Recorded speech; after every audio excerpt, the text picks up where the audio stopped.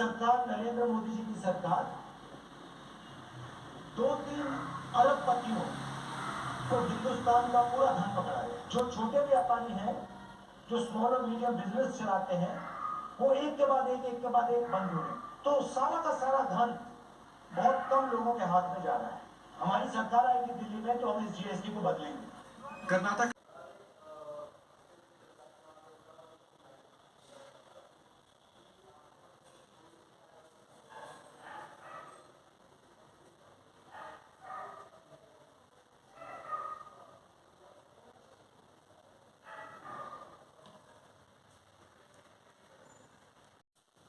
नमस्कार, जनमानस विवेचना में आपका स्वागत है।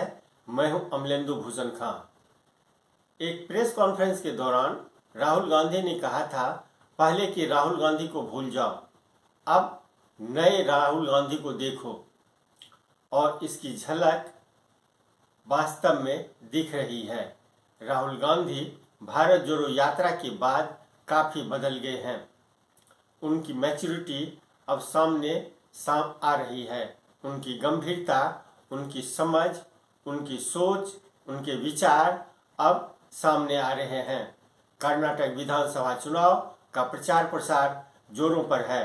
राहुल बीजेपी के हथियार से ही बीजेपी पर वार कर रहे हैं। लगातार जगदीश शेट्टार लिंगायत समुदाय से आते हैं और बीजेपी को गुड बाय करके कांग्रेस का हाथ थाम लिया है।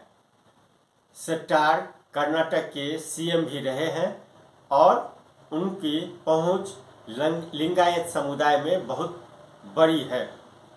राहुल ने कहा, शेट्टार ने 40% कमीशन नहीं लिया, इसलिए भ्रष्टाचार नहीं किया,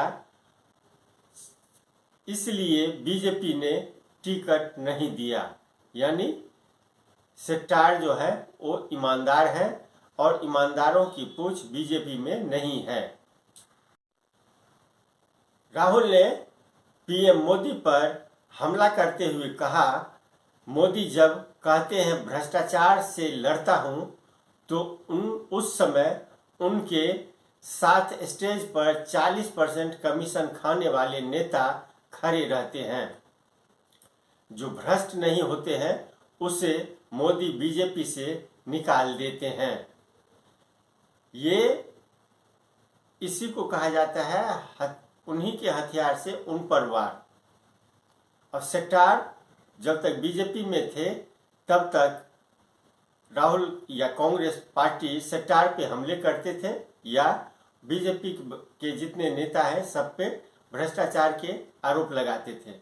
लेकिन अब कांग्रेस में है तो वो ईमानदार है और जैसे बीजेपी करती है, हेमंत विश्व शर्मा हो या फिर और कई नेता जो कांग्रेस छोड़ करके बीजेपी में शामिल हुए तो ईमानदार हो गए। उन पर भ्रष्टाचार के कई गंभीर आरोप थे तो वो अब पाक धुले हैं। राहुल गांधी इतने पे नहीं रुकते हैं। वो कहते हैं जो भ्रष्ट नहीं होते हैं उसे मोदी बीजेपी से निकाल देते हैं। राहुल ने कहा, कॉन्ट्रैक्टर एसोसिएशन ने पीएम मोदी को पत्र लिखकर कर्नाटक सरकार को 40% कमीशन वाली सरकार बताया था, लेकिन मोदी ने कोई एक्शन नहीं लिया। मैसूर सैंडल सोप कॉरपोरेशन में एमएलए का बेटा 8 करोड़ रुपए कैश के साथ पकड़ा गया था, लेकिन उसके खिलाफ कोई कार्रवाई नहीं हुई। राहुल गांधी यहीं पे नहीं रुकते हैं। कहते हैं सीएम बनाने के लिए भी 2,500 करोड़ लेते हैं। जब 2,500 करोड़ कोई एमएलए दे देता है तो फिर उसे सीएम बना दिया जाता है। यानी सीधे सीधे बसवराज बोम्मई पर ये आरोप लगाया जाता है, जो अभी कर्नाटक के सीएम है, जो वो पैसे दे करके सीएम बने हैं। हम कर्नाटक के किसानों के साथ डिस्कशन करने के बाद, बातचीत करने के बाद आपको एक नया रेट देंगे और आपकी मदद करने की पॉलिसीज देंगे। आप जानते हो कि बीजेपी की सरकार ने यहाँ पे पिछले 5 साल में क्या किया, और ये सरकार इनकी सरकार नहीं थी, ये सरकार पैसे से इन्होंने चोरी की। किसानों को मिलना चाहिए वो नहीं मिलता, वो भी बिल्कुल सही है। महंगाई बढ़ती जा रही है, पेट्रोल डीजल के दाम बढ़ रहे हैं, गैस सिलेंडर के दाम बढ़ रहे हैं, एग्रीकल्चरल इंस्ट्रूमेंट्स पे जीएसटी लगी है, तो आपके जेब में से जो निकलता है वो बढ़ता जा रहा है और जेब में जो आता है वो कम होता जा रहा है।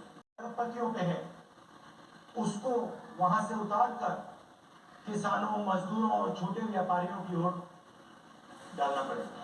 आज अरबपति बैंक से कितना भी लोन लेना चाहते हैं ले सकते हैं, और अगर कोई मुश्किल होती है अरबपतियों का कर्जा माफ हो जाता है, मगर किसानों का लोन कभी माफ।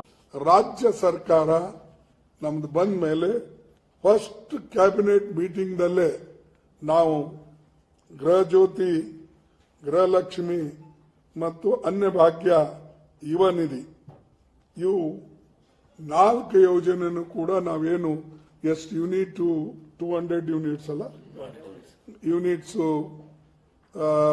ಕೊಡ್ತಕ್ಕಂಥ ಫ್ರೀ ಆಗಿ ಕೊಡ್ತಕ್ಕಂಥದ್ದು, ಆಮೇಲೆ 2000 ರೂಪೀಸ್ ಮಹಿಳೆಯರಿಗೆ ಗೃಹಲಕ್ಷ್ಮಿ ಯೋಜನೆಯಲ್ಲಿ ಕೊಡ್ತಕ್ಕಂಥದ್ದು, 10 ಕೆಜಿ ಅನ್ನಭಾಗ್ಯದಲ್ಲಿ ಕೊಡ್ತಕ್ಕಂಥದ್ದು, ಆಮೇಲೆ ಯುವ ನಿಧಿ 2 ವರ್ಷಕ್ಕಾಗಿ 3,000 ರೂಪಾಯಿ ಕೊಡ್ತಕ್ಕಂಥದ್ದು, 1,500 ರೂಪಾಯಿ ಡಿಪ್ಲೊಮಾ ಹೋಲ್ಡರ್ಗೆ ಕೊಡ. ಇದು ಗ್ಯಾರಂಟಿ.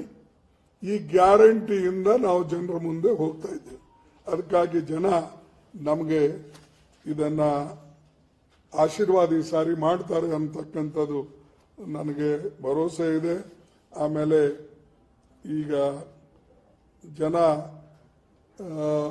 ಈ ಕರಪ್ಟ್ ಗವರ್ಮೆಂಟ್ಗೆ ಅವರು ಬೇಸತ್ತಿದ್ದಾರೆ, ಡಿಸೈಡ್ ಮಾಡಿದ್ದಾರೆ ಇದಕ್ಕೆ ಡಿಫೀಟ್ ಮಾಡಬೇಕು ಅಂತ ಹೇಳಿ. ಅದಕ್ಕಾಗಿ ನಾನು ಕೂಡ ಮುಂದೆ ಇದನ್ನೇ ಪ್ರಸ್ತಾಪ ಮಾಡಬೇಕು ಅಂತ ಹೇಳಿ ಬಂದಿದ್ದೇನೆ. राहुल ने अडानी को लेकर भी मोदी पर हमला किया। राहुल ने कहा एयरपोर्ट, पोर्ट अडानी अंबानी को नहीं दिया जाएगा। अगर पार्टी सत्ता में आती है तो पोर्ट और एयरपोर्ट अडानी को नहीं दिया जाएगा। वो पारदर्शी तरीके से विशेषज्ञ जो जिनको एक्सपीरियंस है इस फील्ड में उन्हीं को सौंपा जाएगा।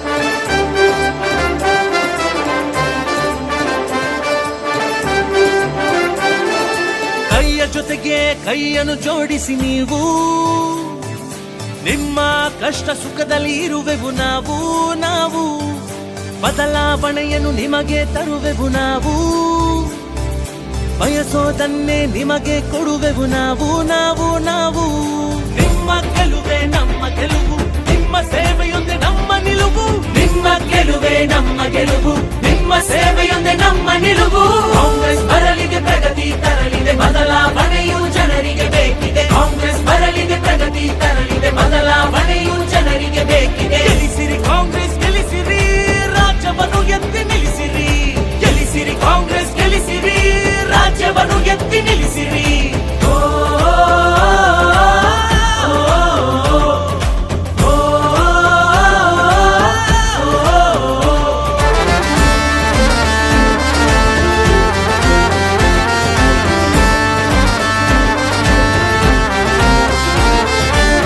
ಭ್ರಷ್ಟಾಚಾರ ಆಗಲಿ ಕೊನೆ, ನಾಡಿಗೆ ಬೇಕಿದೆ ಬದಲಾವಣೆ, ಗೆಲ್ಲಿಸಬೇಕು ಕಾಂಗ್ರೆಸ್ ಅನ್ನು, ಇದು ನಮ್ಮ ನಿಮ್ಮ ಎಲ್ಲರ ಹೊಣೆ. ಭ್ರಷ್ಟಾಚಾರ ಆಗಲಿ ಕೊನೆ, ನಾಡಿಗೆ ಬೇಕಿದೆ ಬದಲಾವಣೆ, ಗೆಲ್ಲಿಸಬೇಕು ಕಾಂಗ್ರೆಸ್ ಅನ್ನು, ಇದು ನಮ್ಮ ನಿಮ್ಮ ಎಲ್ಲರ ಹೊಣೆ.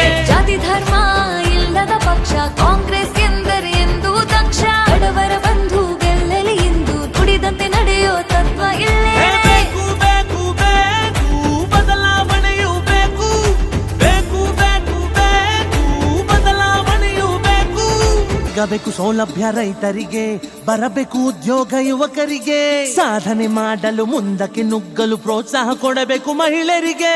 ಸಿಗಬೇಕು ಸೌಲಭ್ಯ ರೈತರಿಗೆ, ಬರಬೇಕು ಉದ್ಯೋಗ ಯುವಕರಿಗೆ, ಸಾಧನೆ ಮಾಡಲು ಮುಂದಕ್ಕೆ ನುಗ್ಗಲು ಪ್ರೋತ್ಸಾಹ ಕೊಡಬೇಕು ಮಹಿಳೆಯರಿಗೆ. ವ್ಯಾಪಾರಸ್ಥರು ಉಳಿಬೇಕು, ಬಡವರ ಮನೆಗಳು ಬೆಳಿಬೇಕು, ಭ್ರಷ್ಟಾಚಾರ ಅಳಿಬೇಕು, ಇದಕ್ಕೆಲ್ಲ ನಮ್ಮ ಕಾಂಗ್ರೆಸ್ ಇರಬೇಕು. ಬೇಕು ಬೇಕು ಬೇಕು ಬದಲಾವಣೆಯೂ ಬೇಕು, ಬೇಕು ಬೇಕು ಬೇಕು ಬದಲಾವಣೆಯೂ ಬೇಕು. ಕಾಂಗ್ರೆಸ್ ಬರಲಿದೆ ಪ್ರಗತಿ ತರಲಿದೆ, ಬದಲಾವಣೆಯು ಜನರಿಗೆ ಬೇಕಿದೆ. ಕಾಂಗ್ರೆಸ್ ಬರಲಿದೆ ಪ್ರಗತಿ ತರಲಿದೆ, ಬದಲಾವಣೆಯು ಜನರಿಗೆ ಬೇಕಿದೆ. ಗೆಲ್ಲಿಸಿರಿ ಕಾಂಗ್ರೆಸ್ ಗೆಲ್ಲಿಸಿರಿ, ರಾಜ್ಯವನ್ನು ಎತ್ತಿ ನಿಲ್ಲಿಸಿರಿ. ಗೆಲ್ಲಿಸಿರಿ ಕಾಂಗ್ರೆಸ್ ಗೆಲ್ಲಿಸಿರಿ, ರಾಜ್ಯವನ್ನು ಎತ್ತಿ ನಿಲ್ಲಿಸಿರಿ. ಕಾಂಗ್ರೆಸ್ ಬರಲಿದೆ ಪ್ರಗತಿ ತರಲಿದೆ, ಬದಲಾವಣೆಯು ಜನರಿಗೆ ಬೇಕಿದೆ. ಕಾಂಗ್ರೆಸ್ ಬರಲಿದೆ ಪ್ರಗತಿ ತರಲಿದೆ, ಬದಲಾವಣೆಯು ಜನರಿಗೆ ಬೇಕಿದೆ. ಕಾಂಗ್ರೆಸ್ ಬರಲಿದೆ ಪ್ರಗತಿ ತರಲಿದೆ, ಬದಲಾವಣೆಯು ಜನರಿಗೆ ಬೇಕಿದೆ. ಕಾಂಗ್ರೆಸ್ ಬರಲಿದೆ ಪ್ರಗತಿ ತರಲಿದೆ, ಬದಲಾವಣೆಯು ಜನರಿಗೆ ಬೇಕಿದೆ.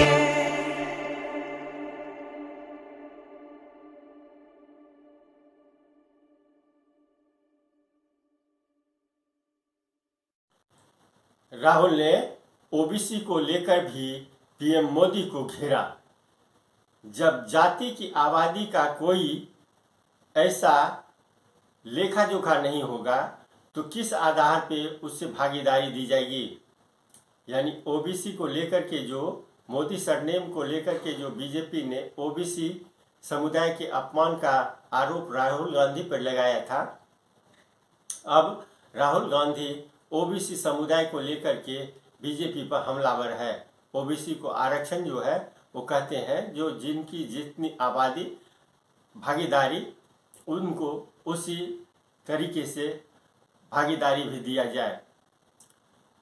इसलिए राहुल गांधी कहते हैं जो जातिगत जनगणना जो है वो कराना जरूरी है, ताकि ये पता चल सके जो किस जाति की आबादी कितनी है।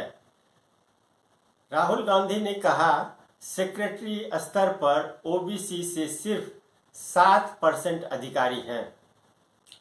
इसी तरह एससी एसटी के अधिकारी भी मामूली रूप से पदस्थापित हैं। बीजेपी भी कर्नाटक में पूरी ताकत के साथ अपना चुनाव प्रचार प्रसार में लगी हुई है। बीजेपी के चाणक्य कहलाने वाले और गृह मंत्री अमित शाह कर्नाटक के दौरे पर हैं। अमित शाह लिंगायत समुदाय को साधने के लिए पूरी ताकत झोंके हुए हैं। लिंगायत नेता और कर्नाटक के पूर्व सीएम येदियुरप्पा के बेटे को चुनावी मैदान में उतारकर लिंगायत समुदाय को खुश करने के प्रयास में जुटे हुए हैं। राहुल गांधी के एक एक आरोप पर बीजेपी के कई नेता लगातार हमले करते हैं। वो भी निश्चित रूप से करारी हार मिलेगी और मोदी जी के नेतृत्व में कर्नाटक में फिर से एक बार भारतीय जनता पार्टी की सरकार। Party Lingayat Vokkaliga SC ST Vokkaliga SC ST सबको साथ में रखकर आगे बढ़ रही है। ओबीसी समाज को भी साथ में रखकर आगे बढ़ रही है।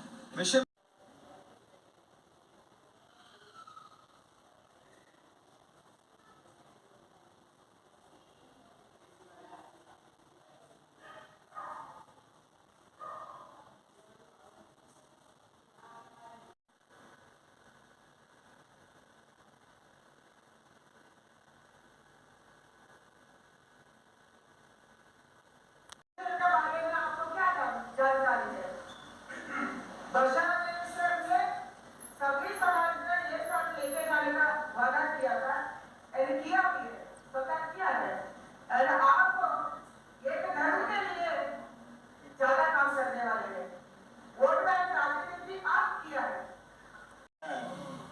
लिए हारने के बाद, और दूसरे को डिप्टी सीएम तक बनाया, चीफ मिनिस्टर तक बनाया, और उसके बाद पार्टी छोड़ के जाना। देखते हैं, जो हम नहीं कह रहे मोदी जी भगवान है, लोग उनके भगवान के रूप में देखते हैं। और जो कुछ भी उन लोगों ने बात किया है मोदी जी के खिलाफ 2014 में, 2019 में, 2018 में, उसके लिए लोग उनको एकदम बिल फिटिंग रिप्लाई दिया है, और आगे भी ऐसा रिप्लाई होगा।